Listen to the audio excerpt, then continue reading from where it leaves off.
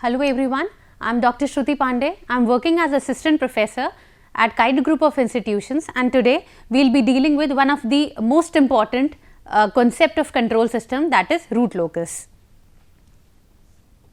So what is root locus? अगर पहले just इसके प्रीवियस क्लासेस में what all we have read is we have read stability analysis, and for that stability analysis we have read about Routh-Hurwitz criteria कि अगर कोई भी transfer function is given और we need to find the stability of that transfer function of a system, तो हम क्या करते हैं कि Routh-Hurwitz criteria को यूज़ करते हैं, कैरेक्टरिस्टिक्स इक्वेशन को यूज़ करते हैं और उससे ये फाइंड आउट करते हैं कि सिस्टम स्टेबल है या नहीं. ठीक है, तो जब Routh-Hurwitz क्राइटेरिया ऑलरेडी था स्टेबिलिटी के लिए, यानी स्टेबिलिटी एनालिसिस के लिए, जब स्टेबिलिटी एनालिसिस के लिए Routh-Hurwitz क्राइटेरिया ऑलरेडी अवेलेबल है, तो इस रूट लोकस की क्या ज़रूरत है. ठीक है, ये क्वेश्चन यहाँ पे आता है. तो Routh-Hurwitz क्राइटेरिया एब्सोल्यूट स्टेबिलिटी देता है, यानी Routh-Hurwitz क्राइटेरिया से जो भी हम पोल्स निकाल रहे हैं या जीरोस निकाल रहे हैं या जो भी रूट्स निकाल रहे हैं, उन रूट्स के प्लॉट के बेसिस पे हम ये डिसाइड कर पाते हैं कि ये सिस्टम स्टेबल है, अनस्टेबल है या मार्जिनली स्टेबल है. ठीक है, इसके पहले हमने ये किया है कि अगर कभी भी रूट्स लेफ्ट हैंड साइड पे LHS पे लाई कर रहे हैं तो वो सिस्टम स्टेबल है. ठीक है, रूट्स अगर RHS पे लाई कर रहे हैं तो वो सिस्टम अनस्टेबल है. ठीक है, और अगर रूट्स मार्जिन पे लाई कर रहे हैं तो वो सिस्टम मार्जिनली स्टेबल है. ठीक है, तो ये वाला पार्ट हम ऑलरेडी Routh-Hurwitz क्राइटेरिया में कर चुके हैं. तो यहाँ से ये कंक्लूड हो रहा है कि एब्सोल्यूट स्टेबिलिटी एब्सोल्यूटली स्टेबल है, एब्सोल्यूटली अनस्टेबल है या एब्सोल्यूटली प्रिसाइजली मार्जिनली स्टेबल है, ये हम Routh-Hurwitz क्राइटेरिया से निकाल सकते थे. रूट लोकस क्या है? रूट लोकस क्या देता है? Relative stability of the system. ठीक है, रिलेटिव स्टेबिलिटी मतलब अगर कोई दो सिस्टम दिए हैं, ठीक है, दो सिस्टम दिए हैं, तो ये और ये, इन दोनों में से ज़्यादा स्टेबल कौन सा है, ये रिलेटिव स्टेबिलिटी वाला पार्ट, ये हम रूट लोकस की मदद से फाइंड आउट करते हैं. थोड़ा और समझेंगे रूट लोकस में आगे बढ़ेंगे तब. ठीक है, तो डेफिनेशन ऑफ रूट लोकस देखते हैं पहले. The path traced by the roots of the characteristics equation of a negative feedback system. ये इंपॉर्टेंट है, negative feedback system as parameter के वैरीज फ्रॉम 0 to infinity. ठीक है, तो इससे क्या पता चला कि कोई भी कैरेक्टरिस्टिक्स इक्वेशन है, उसके रूट्स निकाले, रूट्स निकालने के बाद उसको प्लॉट किया. ठीक है, जितने रूट्स हैं उनको प्लॉट किया, तो the path which is traced by those roots of that characteristics equation of a system, हम उन्हें कहते हैं, हम जब वो जो प्लॉट बन के आता है उसे हम कहते हैं रूट लोकस. और वो प्लॉट वैरी कैसे कैसे होता है? जब हम k यानी जो गेन पैरामीटर k है, इसकी वैल्यू को 0 से इन्फिनिटी तक वैरी करते हैं. ठीक है, 0 से इन्फिनिटी तक वैरी करते हैं, तो अलग अलग जो रूट्स की वैल्यू मिल रही हैं हमें, उससे जो पाथ ट्रेस होके आ रहा है या पाथ बन रहा है, उस पाथ को या उस प्लॉट को, पाथ जिस प्लॉट में दिख रहा है, इस प्लॉट को हम रूट लोकस प्लॉट कहते हैं या रूट लोकस डायग्राम कहते हैं उस पाथ को. ठीक है, तो और हाँ, इसमें ध्यान देने वाली चीज़ क्या है कि negative feedback system, negative feedback system की बात कर रहे हैं. नेगेटिव फीडबैक सिस्टम मतलब जिसकी कैरेक्टरिस्टिक्स इक्वेशन 1 + GS/HS = 0 है. ठीक है, यही होता है negative feedback system. Negative feedback system यही है.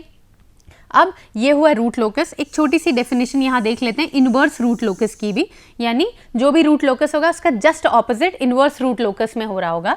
इसमें क्या हो रहा है? The path traced by the roots of the characteristics equation of a positive feedback system. ठीक है, root locus negative feedback system के लिए था और inverse root locus positive feedback system के लिए है. As the parameter k varies from 0 to infinity. या फिर नेगेटिव फीडबैक सिस्टम अगर ले रहे हैं तो k कहाँ से वैरी करेगा? -∞ से 0 के लिए. ठीक है, तो k 0 से इन्फिनिटी, ये भी k 0 से इन्फिनिटी कब? जब root locus negative feedback system के लिए, inverse root locus positive feedback system के लिए. लेकिन अगर नेगेटिव फीडबैक सिस्टम दिया है और इनवर्स रूट लोकस निकालना है तो हम -∞ से 0 तक पैरामीटर को वैरी कर सकते हैं. ठीक है, तो this was all about the definition of root locus. ठीक है, now root locus for open loop system और क्लोज लूप सिस्टम. तो अब यहाँ बात आती है कि कोई भी सिस्टम है उसकी स्टेबिलिटी हम कौन से किस के बेसिस पे पढ़ते हैं? क्लोज लूप सिस्टम के बेसिस पे पढ़ते हैं. तो अगर क्लोज लूप सिस्टम किसी सिस्टम की स्टेबिलिटी को डिफाइन करता है तो क्या root locus open loop system के लिए पढ़ते हैं हम या क्लोज लूप सिस्टम के लिए पढ़ते हैं, ये यहाँ से जानेंगे। ठीक है, तो पहले और दोनों के बीच में क्या रिलेशन है ओपन लूप और क्लोज लूप की। अगर हमने ओपन लूप की स्टडी कर ली तो इसके बेसिस पे क्लोज लूप को कैसे स्टडी कर पाएंगे या क्लोज लूप के कैरेक्टरिस्टिक्स को कैसे जान पाएंगे, ये यहाँ देखते हैं। ठीक है, तो ओपन लूप ट्रांसफर फंक्शन क्या होता है। ओपन लूप ट्रांसफर फंक्शन अगर कोई दिया हुआ है, ठीक है, GS दिया हुआ है, GS is equals to K, numerator कुछ दिया हुआ है और डिनोमिनेटर कुछ दिया है। ठीक है, जिनमें से न्यूमरेटर वाला पार्ट क्या हो गया, जीरोस ऑफ द सिस्टम, और डिनोमिनेटर क्या हो गया, पोल्स ऑफ द सिस्टम। ठीक है, तो ये क्या हो गया, न्यूमरेटर और डिनोमिनेटर ये दोनों से जीरोस और poles of open loop system मिला हमें। ठीक है, GS दिया हुआ था, ओपन लूप सिस्टम दिया था। अब poles of close loop system क्या होगा, जब भी हमें पोल्स निकालना होता है क्लोज लूप सिस्टम के लिए तो हम क्या करते हैं, हम कैरेक्टरिस्टिक्स इक्वेशन लिखते हैं। कैरेक्टरिस्टिक्स इक्वेशन क्या होती है, 1 + GS Hs = 0। ठीक है, अब इसको करके देखते हैं। क्या दिया हुआ है, GS दिया हुआ है। ठीक है, GS दिया हुआ है K, numerator S upon denominator S। ठीक है, ये है ओपन लूप ट्रांसफर फंक्शन दिया हुआ है। ठीक है, क्लोज लूप ट्रांसफर फंक्शन है ना, क्लोज लूप ट्रांसफर फंक्शन के लिए अगर कैरेक्टरिस्टिक्स इक्वेशन निकालनी है यानी पोल्स फाइंड आउट करना है तो हम क्या करते हैं, 1 + GSHS। ठीक है, 1 + GSHS = 0। GSHS ये दिया हुआ है तो क्या हो जाएगा, 1 + K numerator of S upon denominator of S = 0। अब क्या हो जाएगा, इसको फाइंड आउट करके देखिए तो क्या होगा, DS यहाँ दिया भी हुआ है, DS + K numerator of S = 0।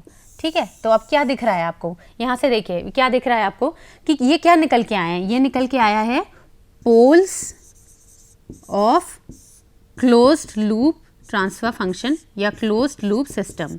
ठीक है, ये निकल के आया है, ये पोल्स निकल के आए क्लोज लूप सिस्टम के। तो यहाँ से हम क्या देख पा रहे हैं, यहाँ से एक चीज़ दिख रही है कि जो पोल्स होते हैं क्लोज लूप ट्रांसफर फंक्शन के, वो किसका फंक्शन होता है, वो फंक्शन होता है DS का। और DS क्या था, ओपन लूप सिस्टम के केस में DS क्या था, पोल्स था, यानी पोल्स कॉमा NS क्या था, ओपन लूप सिस्टम के जीरोस थे, यानी जीरोस ऑफ क्या, of open loop transfer function.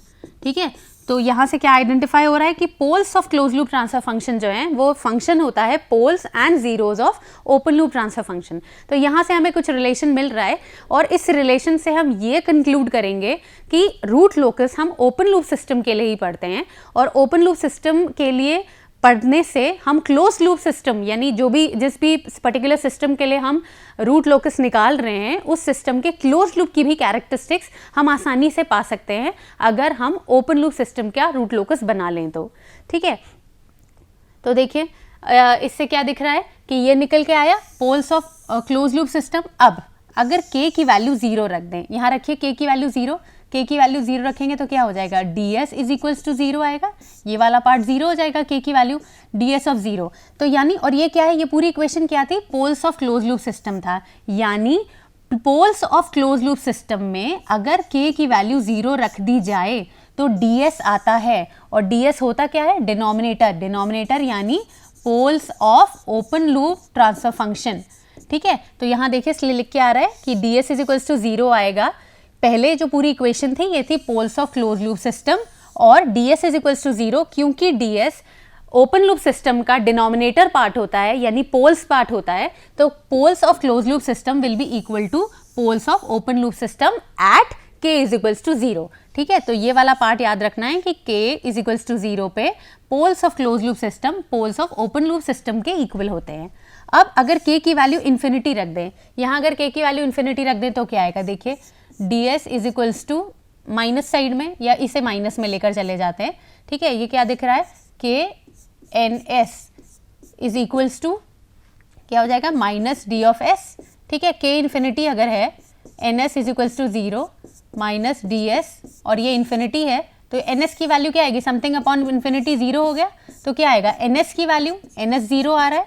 ठीक है, ns की वैल्यू 0 आ रही है। तो अब यहाँ क्या कंक्लूड हो रहा है कि अगर k की वैल्यू इन्फिनिटी है तो poles of close loop system, ये पूरा पोल्स ही था ना, इसमें अगर k की वैल्यू इन्फिनिटी रख दी तो poles of close loop system किसके इक्वल हो जाएगा, zeros of open loop system यानी ns के इक्वल हो जाएगा। ठीक है, तो हाँ, तो इन दोनों से देखिए क्या कंक्लूड हुआ कि कर रहे हैं हम क्लोज लूप सिस्टम की ही स्टडी। ठीक है, अगर कोई ओपन लूप सिस्टम का भी ट्रांसफर फंक्शन दिया है और रूट लोकस हम ओपन लूप सिस्टम के लिए निकाल रहे हैं तो भी हमें मिल क्या रहा है, हमें मिल रहा है क्लोज लूप सिस्टम ही। ठीक है, क्योंकि poles of close loop system poles of open loop के इक्वल होते हैं जब k की वैल्यू 0 हो, और जब k की वैल्यू इन्फिनिटी है तो poles of close loop system zeros of open loop system के इक्वल होते हैं।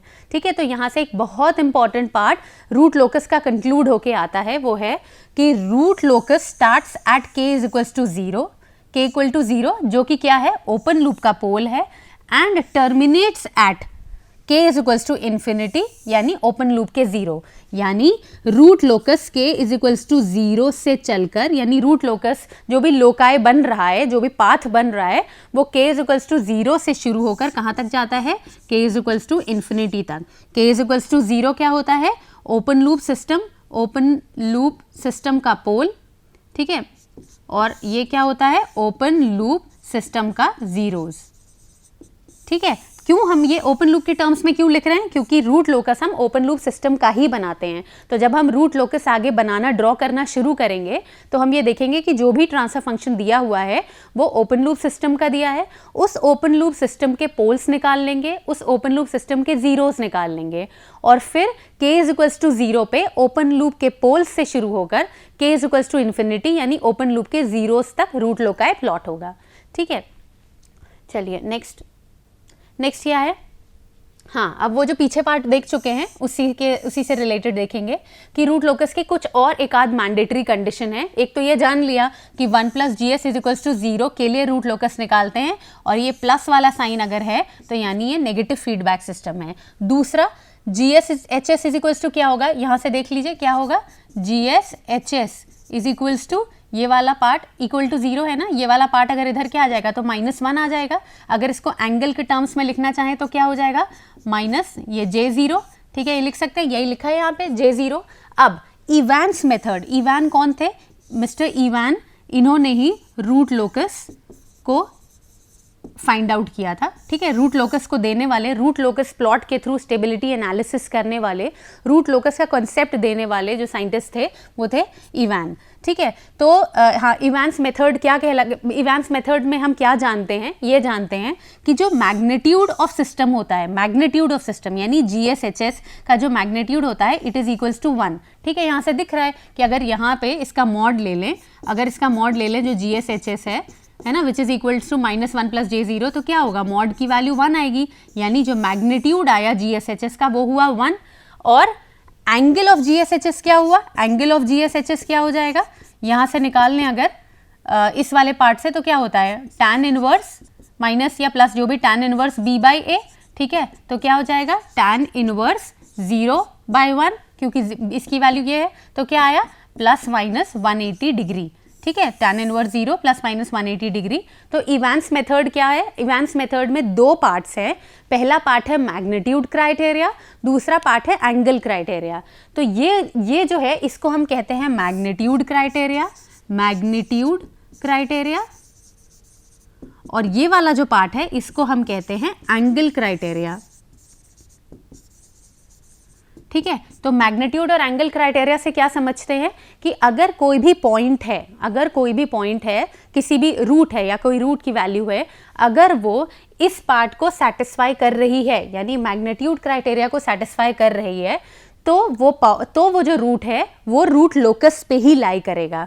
ठीक है, इसी तरीके से अगर एंगल क्राइटेरिया को सेटिस्फाई कर रहे हैं कि एंगल ऑफ GSHS की वैल्यू अगर 180 डिग्री आ रही है तो भी वो रूट लोकस पे, वो जो भी रूट है वो रूट लोकस पे लाई करेगा।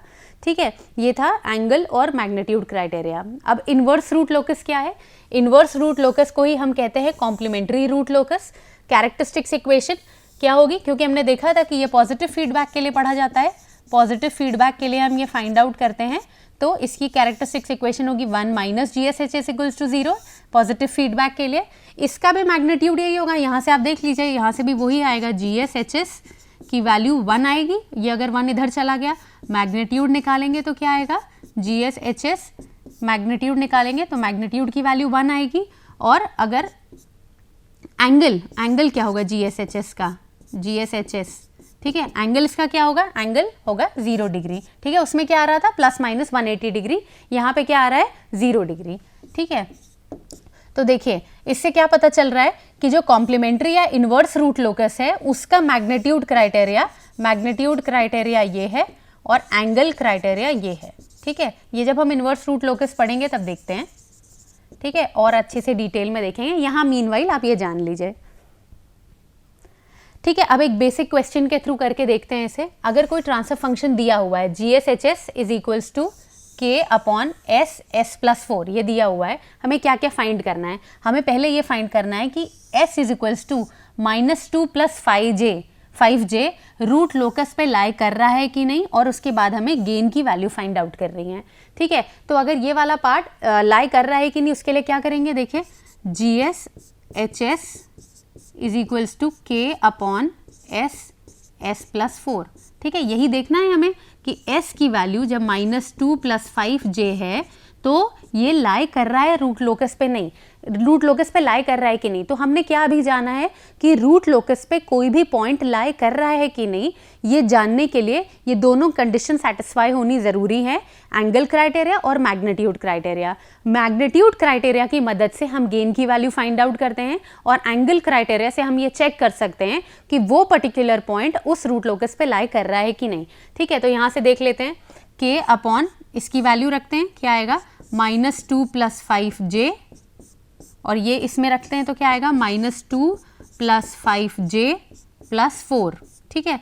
अब देखिए क्या है K/, इसको वो कर लेते हैं सिंप्लीफाई, 5J और इसको 4 - 2 क्या होगा 2 + 5J। अब एंगल क्राइटेरिया रख के देखते हैं, ठीक है। यहाँ दोबारा से यहाँ लिख लेते हैं K/, -2 + 5J, और ये क्या था 2 + 5J, ये दिया हुआ था GSHS at 2 + 5 -2 + 5J, ठीक है, ये वैल्यू दी थी। अब इसका एंगल निकालते हैं, क्या होगा K/tan इनवर्स B/A, ठीक है। पहले तो ये वाला देख लेते हैं, इसका लिख लेते हैं tan इनवर्स B/A, 5/2 हो गया, और इसका क्या आएगा, ठीक है, इसका क्या आएगा प्लस tan इनवर्स, क्या होता है चारों क्वाड्रेंट में आपको पता होगा कि ये वाला एंगल थीटा होता है, ये 180 + थीटा होता है, ठीक है, 180 + थीटा, और ये वाला पार्ट क्या है 180 + थीटा, और ये होता है -थीटा, ठीक है। इसे क्रॉस चेक कर लीजिएगा। बाकी अब यहाँ पे देखिए, यहाँ पे क्या आएगा -180 + tan इनवर्स B/A यानी 5/2, ठीक है, ये आया। यहाँ से देख लिए K/tan इनवर्स, मैं फिर से लिख दे रही हूँ 5/2 + tan inverse -180 + tan inverse B/A, ठीक है। थीटा है, थीटा की वैल्यू tan इनवर्स यही है ना, -180 डिग्री + थीटा, थीटा क्या दे रखा है, थीटा दे रखा है B/A। ये आपको पता है कि ये वाले क्वाड्रेंट के अंदर जो थीटा वाली वैल्यू है, वो वैल्यू के अंदर हम साइन नहीं लेते हैं, मैग्नीट्यूड लेते हैं, क्योंकि ये मॉड है, मॉड 5/2 -180। अब देखिए एंगल, ये भी पता है कि अगर कोई टर्म्स मल्टीप्लिकेशन में दिए हुए हैं तो इनका एंगल ऐड होता है, और अगर डिवीजन में दिया रहता है तो एंगल सब्सट्रैक्ट होता है, ठीक है। इसका एंगल क्या हो जाएगा, इसका एंगल हुआ 0, K वाला पार्ट हो गया 0, माइनस tan इनवर्स 5/2, ठीक है, माइनस tan इनवर्स ये वाला पार्ट 180, ठीक है, माइनस tan इनवर्स 5/2, ठीक है। तो इस तरीके से सिंप्लीफाई करेंगे, सिंप्लीफाई करने के बाद वैल्यू, ठीक है, सिंप्लीफाई करने के बाद इसकी वैल्यू निकाल लेंगे। ये देखिए ये दोनों पार्ट माइनस प्लस प्लस, और ये प्लस है और ये माइनस है, ये वाला पार्ट और ये वाला पार्ट कैंसिल हो जाएगा, क्या बचेगा यहाँ पे 180, ठीक है, 180 वैल्यू बची, 180 वैल्यू, ओके, दिस इज -180 और दिस इज tan इनवर्स ये, ठीक है, ये लिखा था पार्ट। ये एक tan इनवर्स रहने से एक एक्स्ट्रा कन्फ्यूजन हुआ, ये tan इनवर्स रहने से। क्यों? सेकंड क्वाड्रेंट है, ये फर्स्ट क्वाड्रेंट है, सेकंड क्वाड्रेंट है। अगर कन्फ्यूजन हुआ है तो यहीं क्लियर कर लेते हैं, ठीक है। सेकंड क्वाड्रेंट है तो ये वाला जो पार्ट है सेकंड क्वाड्रेंट के अंदर क्या होता है, रियल पार्ट। रियल पार्ट जो है, रियल पार्ट होता है नेगेटिव, ठीक है, रियल पार्ट है ये नेगेटिव होता है, और इमेजिनरी पार्ट पॉजिटिव होता है, ठीक है। Real part negative, imaginary part positive. दिख रहा है ये रियल और इमेजिनरी, तो इसके अंदर एंगल की वैल्यू क्या होती है, 180 -180 प्लस थीटा। तो -180 ये है, थीटा की वैल्यू क्या होगी, tan inverse b by a. तो -180 plus tan inverse b by a, और b बाई ए में मैग्नीट्यूड लेते हैं, ये हमने यहाँ देख लिया है, ठीक है। ये वाला पार्ट ये है डिनोमिनेटर, यही पार्ट जब ऊपर उठ के जाएगा तो क्या आएगा, तो ये वैल्यू आएगी, इसका हो गया एंगल 0, ये हो गया माइनस tan इनवर्स 5/2, ये वाला माइनस ऊपर गया तो ये हो गया प्लस 180 डिग्री, और ये वाला पार्ट जब ऊपर गया तो वापस माइनस प्लस, ठीक है। तो ये और ये कैंसिल हो गया, तो अब क्या बचा, 180 डिग्री। अब 180 डिग्री उसको क्राइटेरिया को फुलफिल कर रहा है कि नहीं, पीछे देखिए एंगल, हमने एंगल क्राइटेरिया क्या पढ़ा है, एंगल क्राइटेरिया देखा है ये कि angle of GSHS is equals two plus minus 180 degree, ठीक है। 180 डिग्री पे अगर सेटिस्फाई कर रहा है, जो कि उस वाले क्वेश्चन में दिख रहा है कि ये सेटिस्फाई कर रहा है 180 डिग्री, यानी angle of GSHS is equals to 180 degree आ रहा है, तो यानी S is equals to -2 + 5j वाला पॉइंट रूट लोकस पे लाई करेगा, लाइज ऑन रूट लोकस, ठीक है। ये हो गया।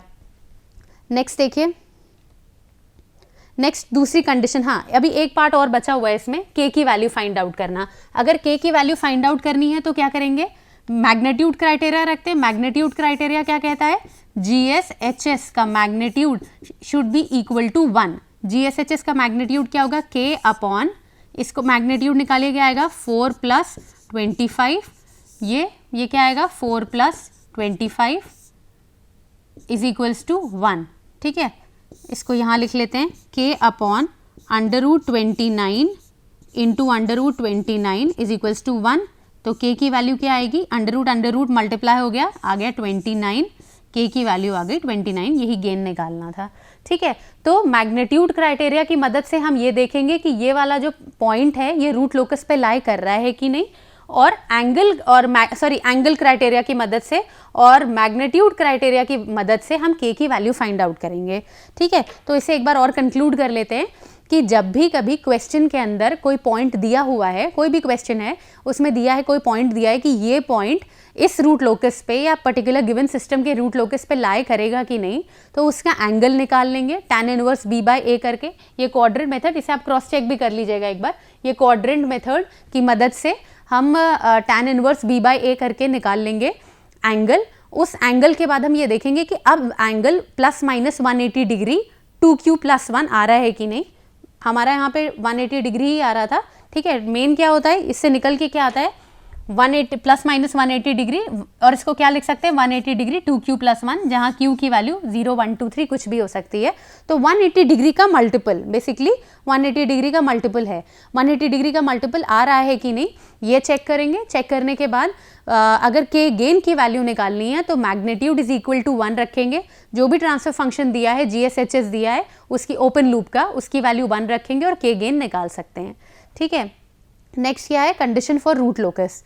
हाँ, अब एक ये और इम्पॉर्टेंट कंडीशन है रूट लोकस की, वो क्या है कि a real point lies on root locus if the sum of finite poles, open loop poles and zeros to the right hand side of the point is an odd multiple, ठीक है। तो जब भी हम रूट लोकस प्लॉट कर लेंगे, ठीक है, रूट लोकस प्लॉट करेंगे, रूट लोकस प्लॉट करने के बाद हम ये देखेंगे, मान लेते हैं कि कोई कितने, ये 3 और ये 4, ठीक है, यानी कोई सिस्टम है जिसके अंदर ये 3 पोल्स थे और एक जीरोज है, ठीक है। तो हम ऐसे चेक करेंगे कि इसके राइट साइड में, ठीक है, ये जो पार्ट है इसके राइट साइड में कितने नंबर ऑफ पोल्स या जीरोज हैं टोटल, ठीक है। इसके राइट साइड में कितने नंबर ऑफ पोल जीरोज हैं, 0, ठीक है, 0 पोल्स, क्योंकि इधर कुछ भी नहीं है, 0 एक इवन नंबर है, ठीक है। ऑड नंबर होना, ऑड मल्टीपल होता है, 0 को हम इवन मान लेते हैं, ठीक है। तो यानी ये वाला जो पार्ट है वो रूट लोकस नहीं होगा, ठीक है, नॉट रूट लोकस, ठीक है। अब यहाँ चेक करते हैं,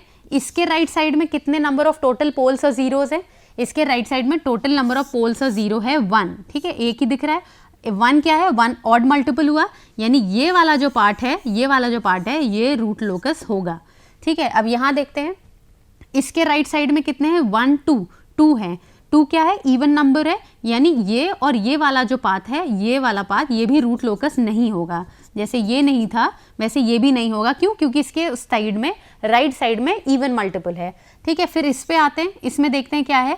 1 2 3, ठीक है, 3 है, राइट हैंड साइड में 3 है, तो यानी यहाँ से लेके यहाँ तक वाला जो पार्ट है ये फिर से रूट लोकस होगा, ठीक है। तो कितने रूट लोकस यहाँ पे आ रहे हैं? 2 रूट लोकस आ रहे हैं। जैसे ये क्वेश्चन दिया हुआ है, इस क्वेश्चन को प्लॉट करके देख लेते हैं। इसमें पोल्स की वैल्यू देखिए क्या क्या है। पोल्स क्या क्या है? पोल्स है 0, -2 और -3, ठीक है। जीरोस क्या क्या है? जीरोस है -4 और -6, ठीक है। तो इसका प्लॉट देखते हैं, यहीं पे देख लेते हैं इसका प्लॉट कैसा आ रहा है? 3 पोल्स हैं, 0 पे है, -2 पे है और -3 पे है, ठीक है। जीरोस कहाँ कहाँ पे हैं? जीरोस है -4 पर, दूसरा जीरो कहाँ पे है? -6 पर, ठीक है, दूसरा जीरो -6 पर है। अब यहाँ चेक करना है तो देख लें, इसके राइट हैंड साइड में 0, तो यानी ये रूट लोकस नहीं होगा क्योंकि 0 इवन नंबर है। इसके राइट साइड में 1 है, यानी ये वाला पार्ट रूट लोकस होगा क्योंकि 1 है और 1 ऑड मल्टीपल है, ठीक है। इसके राइट साइड में 2 हैं, यानी ये भी रूट लोकस नहीं होगा, ठीक है। अब इसके राइट साइड में कितने? 1 2 3 हैं, तो ये वाला पार्ट रूट लोकस होगा, ठीक है। अब इसके राइट साइड में देखते हैं 1 2 3 4 हैं और इवन मल्टीपल है, तो यानी ये भी रूट लोकस नहीं होगा। फिर इसके बाद इधर आके देखेंगे इस तरफ, तो इस तरफ में के राइट साइड में कितने हैं? 1 2 3 4 5, जो अगेन एक ऑड मल्टीपल है, तो यानी इधर इस तरफ भी रूट लोकस होगा, ठीक है। तो यहाँ कितने रूट लोकस हो गए? 1 2 3, ठीक है। तो this was all about basics of वो, जिसमें बेसिक्स में हमने 2 इंपॉर्टेंट कंडीशन जानी। एक है इवांस मेथड। इवांस मेथड में हम जानते हैं मैग्नीट्यूड क्राइटेरिया और एंगल क्राइटेरिया। इसके अलावा दूसरा जो इंपॉर्टेंट पार्ट है वो ये वाला पार्ट है कि condition for root locus. Condition for root locus में क्या है कि जब भी हम रूट लोकस जानना चाह रहे हैं कि किसी प्लॉट में कौन से एरिया में या कौन से पार्ट में रूट लोकस होगा, कौन से पार्ट में रूट लोकस नहीं होगा, उसके लिए हम राइट साइड के नंबर ऑफ पोल्स और जीरोस का एडिशन देखेंगे कि राइट साइड में कितने नंबर ऑफ पोल्स और जीरोस लाई कर रहे हैं। अगर किसी पॉइंट के यानी किसी रूट के राइट साइड में ऑड मल्टीपल का समेशन है जीरोस और पोल्स का, तो वो पर्टिकुलर पार्ट उस पोल से, उस जस्ट पहले वाले पोल के बीच का वो पर्टिकुलर पार्ट रूट लोकस होगा। और अगर नहीं है ऐसा या इवन मल्टीपल है तो वो नहीं होगा, ठीक है। So that's all for today's class. इसके बाद फिर फर्दर रूट लोकस हम नेक्स्ट क्लास में कंटिन्यू करेंगे।